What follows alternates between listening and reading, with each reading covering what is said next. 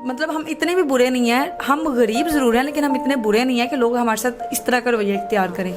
कपड़े हम लोग नहीं बनाते थे, कपड़े हम लोगों से जो आते थे वो पहनते थे, और खाना हम लोग इतना खाते थे कि हम लोग शुक्र अदा करके पेट भर गया, बस खा लिया, डेट्स इट। मतलब कामयाब मर्द के पीछे मुआशरा कहता है औरत का हाथ होता है, कामयाब औरत के पीछे किसका हाथ होता है? और मुझे था कि 7 से काम हो जाएगा, क्योंकि मेरे पूरे ख़ानदान में किसी ने ऑनलाइन बिजनेस नहीं किया और हमें ABC भी नहीं पता थी इस काम की। 40 लाख भी हो जाता है, 50 लाख भी हो जाता है, 1 करोड़ भी हो जाता है, कम भी हो जाता है, ज़्यादा भी हो जाता है। माशाल्लाह माशाल्लाह। हाँ, मतलब ये है जी जनाब आपके बिजनेस की पावर। और लोगों का रवैया और लोगों की जो डिसरिस्पेक्ट करते थे, आपके इंसल्ट करना, मुंह पे दरवाज़ा बंद कर देना, बातें सुनानी, मर्द हजरात मतलब जिनकी अपने घर में कोई इज्जत नहीं होती होगी वो हमें बातें सुना देता था। सब्सक्राइब करें और बेल दबाएं ताकि कोई खबर रह न जाए। अस्सलाम वालेकुम, आप देख रहे हैं बोल न्यूज़ और मैं हूं सैयद अली रज़ा। आज मैं आपके लिए बहुत ही इंस्पिरेशनल और मोटिवेशनल स्टोरी लेकर हाजिर हुआ हूं। आज मैं आपकी मुलाकात करवाऊंगा बुशरा इकबाल से। आज से 3 साल कबल जब हालात की धूप छाऊं और वक्त की संगदली ने इनको धुतकार दिया तो इन्होंने खुद से प्रॉमिस किया कि अब मैंने भी जुर्रत करनी है, और इन्होंने कामयाब होने की जुर्रत की। पहले जब फाके रक्स किया करते थे और आज जब ये करोड़ों में खेलती हैं। आज से 3 साल कबल की बुशरा जो जब रात को सोती थी, रोती थी तो तकिए भीग जाते थे, और आज अल्हम्दुलिल्लाह खुशियों के शादियाने हैं। हमारी ख़वातीन जिनके यहाँ हालात बहुत मुश्किल हैं, जो बहुत कठिन हालात से दो चार हैं, वो कैसे बुशरा इकबाल की तरह जुर्रत करके आगे बढ़ सकती हैं और कामयाबी के घुंघरू अपने पाँव में बांधकर कामयाबी के रास्तों को हमकिनार करती हुई अपनी मंजिल पा सकती हैं। मेरे साथ मौजूद हैं बुशरा साहिबा। वक्त देने का बहुत शुक्रिया। कैसी हैं आप? मैं बिल्कुल ठीक हूँ।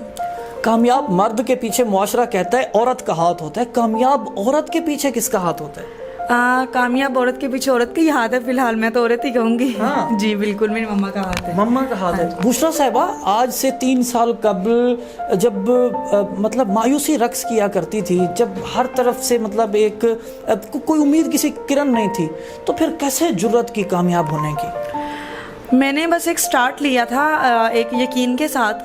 मुझे था यकीन के हो जाएगा, कुछ ना कुछ हो जाएगा।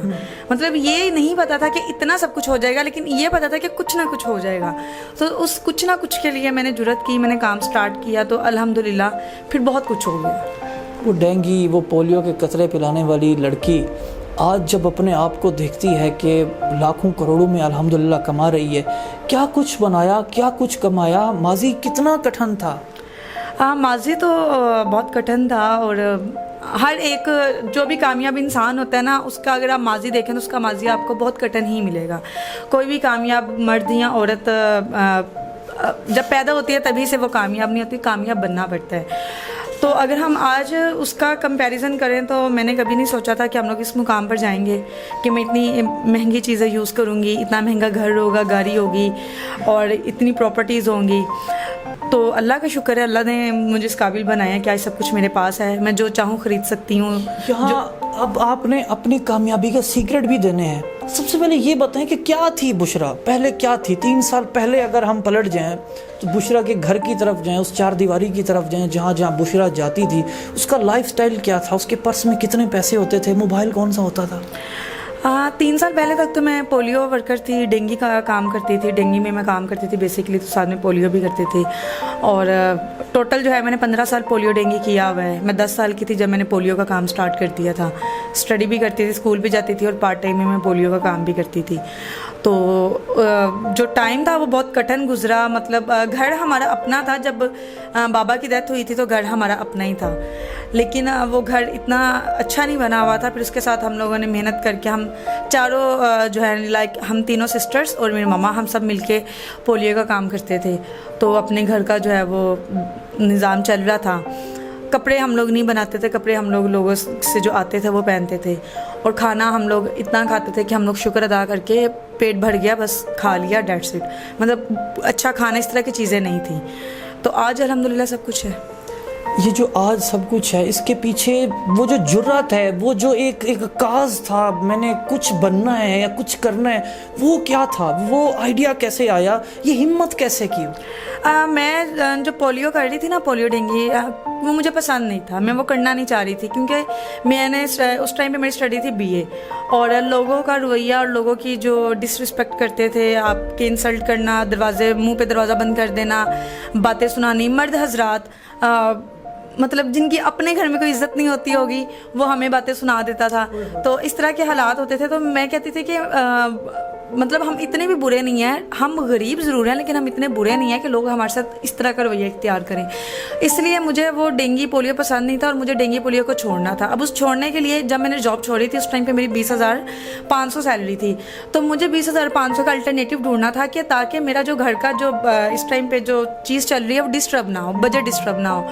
तो 20,500 के लिए जो है मैं कर रही थी कि मैं कोई ऐसा काम करूं कि 20,500 आए, फील ना हो, और मेरा काम भी होता जाए। क्या काम शुरू किया? फिर मैंने जो है, मेरी वन ऑफ माई फ्रेंड, उसने मुझे कहा कि तुम इतनी चीज़ें, रेमेडीज़ और इतना तुम्हारे पास तजुर्बा है, तो तुम अपना कोई प्रोडक्ट लॉन्च क्यों नहीं करती।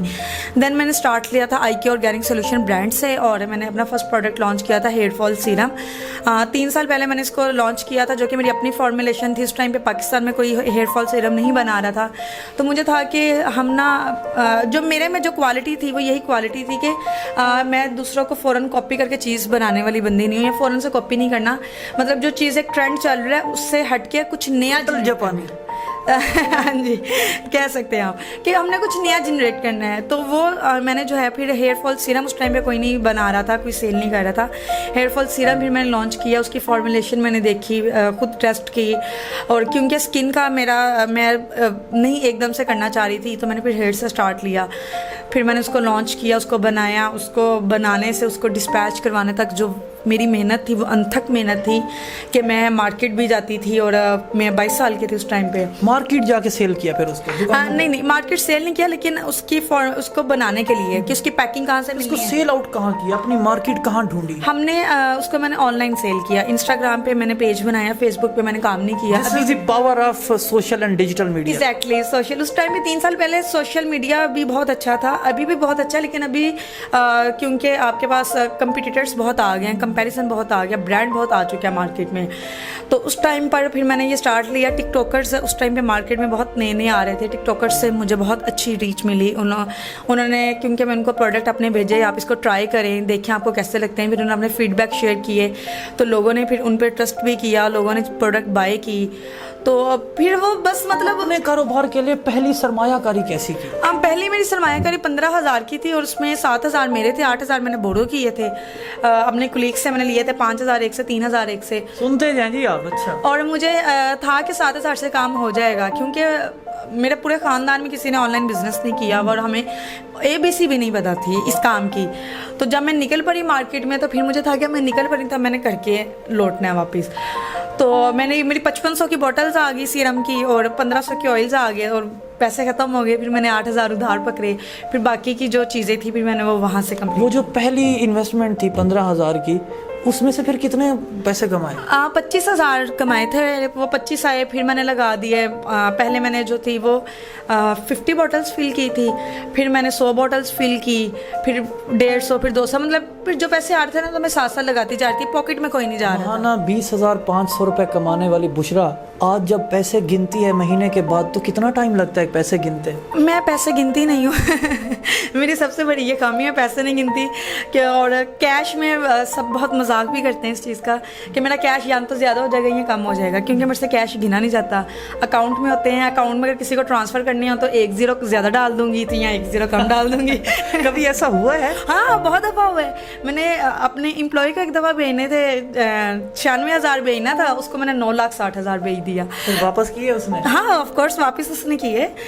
लोग अच्छे होते हैं, ऐसा नहीं है कि पैसा दे के नीयत ख़राब हो जाती है, तो ऐसी चीज़ें हो जाती हैं। लेकिन यह है कि पैसे इतने होते हैं कि आप कह लें कि करोड़ों में लाखों की परवाह नहीं, और लाखों में हज़ारों की परवाह नहीं। माशाल्लाह, माशाल्लाह। बिल्कुल ऐसे जी। कहते हैं पहला लाख मुश्किल है या फिर पहला करोड़ मुश्किल है? हाँ कह सकते उसके हैं, बाद पहला फिर लाख आदत बन मुश्किल जाती है। था। मुश्किल था। पहला लाख कमाने पे कितनी एफर्ट लगी? कितना पहला time लाख लगा? कमाने में लाख वो मैंने कमा लेना था, लेकिन जब मेरा 67,000 का चेक लगा था ना, तो वो मैंने कुर्बानी कर दी थी, क्योंकि बड़ी नज़दीक थी। जब मेरे बाबा जिंदा थे ना, तो बाबा कुर्बानी करते होते थे, फिर बाबा की डेथ हो गई तो कुर्बानी वाला सिस्टम हमारा रुक गया। तो फिर वो जैसे ही, क्योंकि मैंने वैसे भी बाबा के नाम से स्टार्ट किया हुआ था, तो मुझे था कि मैं ना बाबा के नाम पे कुर्बानी करूँ। आजकल कितना कमा रही हैं? ये FBR वालों को आप लोगों ने भेज देना। नहीं बताना, मैं सच्ची बोल रहा हूँ, जस्ट मोटिवेशनल। 40 लाख भी हो जाता है, 50 लाख भी हो जाता है, 1 करोड़ भी हो जाता है, कम भी हो जाता है, ज़्यादा भी हो जाता है। दूर, माशाल्लाह माशाल्लाह। हाँ, मतलब ये है जी जनाब आपके बिजनेस की पावर। आज मैं सुन रहा था रसूल आज़म सल्लल्लाहु अलैहि वसल्लम के हवाले से कि जब उन्होंने बिजनेस किया तो रसूल आज़म का फरमान भी यही है कि बरकत के जो 9 हिस्से हैं वो परवरदिगार आलम ने आपके तिजारत में रखे हैं। बिल्कुल ऐसा ही है। और बिजनेस करने के लिए आपकी नीयत बहुत मैटर कर रही होती है। मेहनत इंसान करता है, मेहनत जो लोग बेईमानी करते हैं ना, वो भी बड़ी मेहनत से करते हैं। भाई यहाँ मैंने देखा है कि पूरी की पूरी दुनिया है, पूरी टीम है, लोग काम कर रहे हैं, अब्दुल्ला बाकी टीम मेंबर, और मतलब इनको मैनेज कैसे करती हैं? अब तो मेरा ये तो सारे के सारे नौजवान हैं, ये सारे मेल हैं, फीमेल मुझे कोई नजर नहीं है। फिर इन सारे लोगों को कैसे मैनेज करते हैं? कभी कोई आंख के इशारे से, करख्त लहजे से, क्या गिदड़ सिंगी है? बिल्कुल मेरा वैसे तो अपनी मेरी टीम बहुत अच्छी है, इस तरह की नौबत ही नहीं आती, लेकिन तलक होना भी पड़ता है। जब मैंने स्टार्ट बिल्कुल होना पड़ता है। क्या चीखती हैं आप फिर? हाँ, फिर मैं जब चीखती हूँ तो वो फिर तकरीबन 1 महीना सुकून हो जाता है। तो जब मैंने स्टार्ट लिया था ना, जब मैंने पहले 1 साल तो मैंने घर पे काम किया था अपने, मेरे पुराने घर में एक छोटा कमरा था और मैं वहीं पे पैकिंग करती थी, वहीं पे डिस्पैचिंग करती थी, सब चीज़ें मेरी वहीं पर होती थी। फिर उसके बाद मैंने ऑफिस बनाया, फिर मैंने एम्प्लॉयज़ रखे। तो क्योंकि एम्प्लॉयज़ वैसे मेरे से भरे थे, मैरिड है, सारे बच्चे हैं, तो मुझे वो डांटते हुए भी खुद भी शर्म आ रही होती थी कि मेरे से बड़े हैं, मैं क्या डांटूं। लेकिन फिर आहिस्ता आहिस्ता इंसान सीख लेता है, क्योंकि मैंने बिजनेस पढ़ा नहीं, फैमिली मेंबर है। बिल्कुल मैंने बिजनेस पढ़ा नहीं है, मुझे पता नहीं है, मुझे अभी भी बिजनेस नहीं पता बिजनेस कैसे होता है। कोई मेरे से इंग्लिश में कोई बिजनेस से रिलेटेड कोई वर्ड बोले तो मैं आगे से पूछती हूँ वो क्या होता है, तो वो आगे से हंसते हैं कि बस तुमने कर लिया कारोबार। तो मैं ये कहती हूँ कारोबार तो कर लिया, कारोबार तो कर लिया। एग्जैक्टली। मुझे लोग कहते हैं ना तुम्हें कुछ नहीं आता, मैं कहती हूँ कुछ नहीं आता, फिर भी मैं काम कर रही हूँ।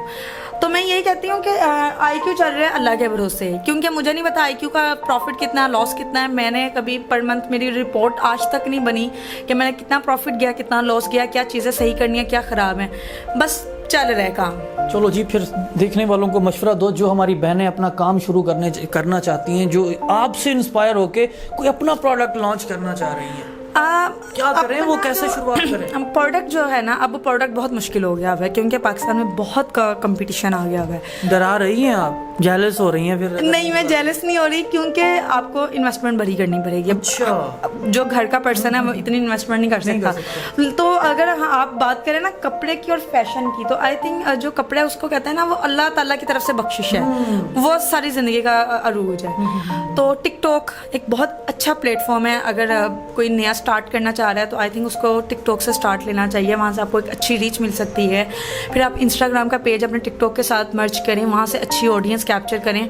और फिर बात वही कि यूनिकनेस होगी तो लोग अट्रैक्ट होंगे, क्वालिटी होगी तो लोग अट्रैक्ट होंगे, वरना गंद तो हर जगह बिक रहा है, लोग फिर अट्रैक्ट नहीं होते। जब इस सारी सक्सेस को देखते हुए रिश्तेदार, आपके जो दोस्त हैं, वो पहले क्या कमेंट करते थे और आज क्या कमेंट करते हैं?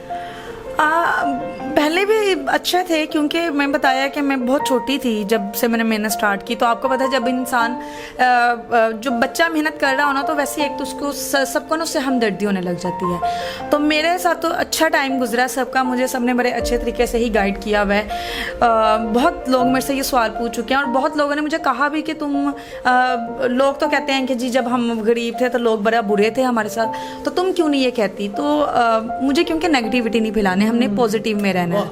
अच्छे बुरे लोग सब जगह होते हैं, तो हम बुरों की वजह से अच्छों को इग्नोर कर दें गलत। मैं क्या ये कह सकता हूँ कि बुशरा इकबाल हमारे मुआशरे में सबसे छोटी उम्र की एंटरप्रेन्योर हैं, सबसे छोटी उम्र की कारोबारी पर्सन है? हाँ, आप ये कह सकते हैं। मॉल्स वगैरह की अगर बात करें, क्योंकि जब मैंने मॉल में फ़र्स्ट टाइम, अभी हमारा कियोस्क लग रहा है पैकेजेस मॉल में, तो जब मैं वहाँ पर गई तो बड़े मज़े की स्टोरी हुई। वो मेरे से बातचीत करते रहे। फिर उन्होंने मुझे कहा कि आप ब्रांड के किस रेफरेंस से, ब्रांड में क्या काम करती हैं? तो मैंने कहा मैं ओनर हूँ। और वो पर्सन हैरान कि वो, उनको यकीन नहीं आ रहा था कि इतनी सेल हमारी होती है और मैं ओनर हूँ। तो फिर उन्होंने कहा कि अभी तक मॉल में आप फर्स्ट जो है वो ओनर हैं जो इतनी कम एज हमारे पास आई है। सबसे छोटी उम्र सबसे छोटी उम्र। कितनी एज है आपकी? मेरी अभी 25 ईयर्स ओल्ड हो गई है। तो ये जी मोटिवेशनल स्टोरी है, इंस्पिरेशनल स्टोरी है। और मेहनत शाका का दूसरा नाम बुशरा इकबाल साहिबा हैं, जो कदम बढ़ा चुकी हैं एक नई मंजिल की जानिब।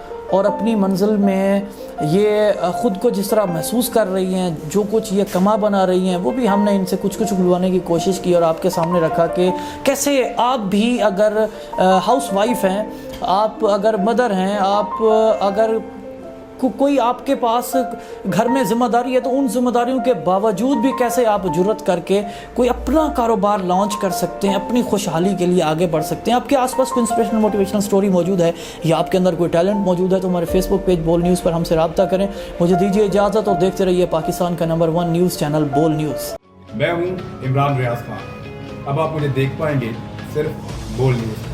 इमरान रियाज खान साहब जो हैं वो बोल फैमिली का हिस्सा बन गए हैं। बड़े अरसे बाद किसी चैनल ने हौसला किया है, तो मुझे ऐसा लगता था कि हमें बोलने की इजाजत नहीं मिलेगी, लेकिन बोल ने डिसाइड किया कि बोलने की इजाजत को लेकर देंगे। मुझे बोल की एक चीज बहुत अच्छी लगी कि बोल ने कैटेगोरिकली कहा कि जो करना है करो, हमने अपना कोई बंदा नहीं निकालना।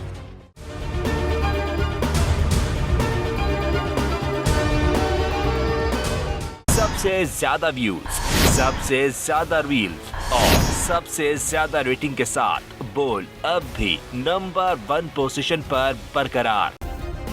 सब्सक्राइब करें और बेल दबाएं ताकि कोई खबर रह न जाए।